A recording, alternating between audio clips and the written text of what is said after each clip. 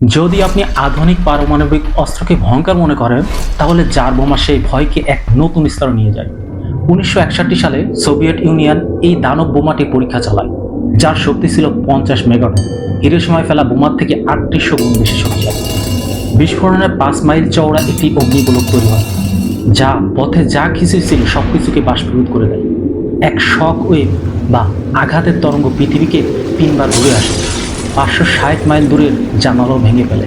Mushroom আকৃতির মেঘ 42 mile উপরে উঠে যায়, যা 600 মাইল দূর থেকেও দেখা যায়। যদিও এই বোমাটি যুদ্ধের জন্য তৈরি করা হয়নি, তবুও জার বোমা এই অতিমানবিক ধ্বংস ক্ষমতা মানব জাতির ধ্বংসাত্মক সমাপ্তের এক ভয়ানক স্মারক হিসেবে থেকে গেছে।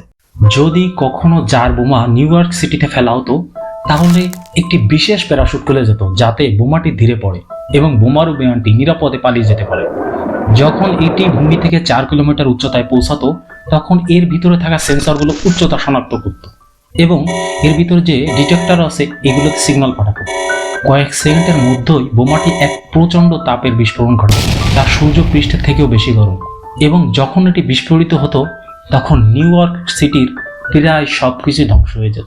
ভাবুন তো, যদি আপনি একটি পারমাণবিক বোমা ফেলে দেন একটি সক্রিয় আগ্নেয়গিরিতে, কি হবে?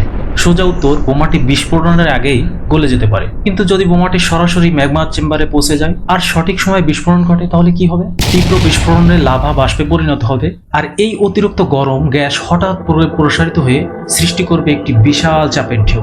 ফলাফল, আকাশে উঠে যাবে গলিত লাভা, বিষাক্ত ছাই আর দহনকারী গ্যাস, এক বিশাল ধ্বংসযজ্ঞ, যেন